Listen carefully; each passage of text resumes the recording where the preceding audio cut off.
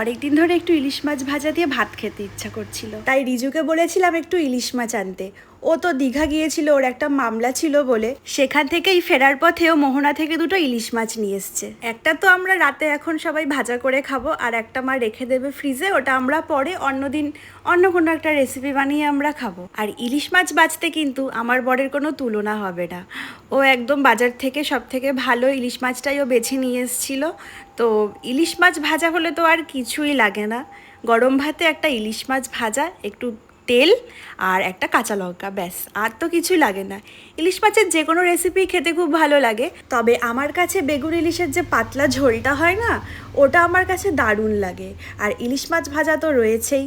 তোমাদের কার কার কাছে কোনটা ভালো লাগে আমাকে কিন্তু কমেন্টে জানিও। আমি তো এবার বসে পড়লাম খেতে। তো আজকের মতন এইটুকুই, টাটা বাই বাই সবাইকে। মাছটা দারুণ নিয়ে এসছো, সত্যি মাছ বাছায় তোমার কোনো তুলনা নেই, এক্সপার্ট একদম। এই যে ম্যাডাম, ম্যাডাম লজ্জাবতী লতা। জানি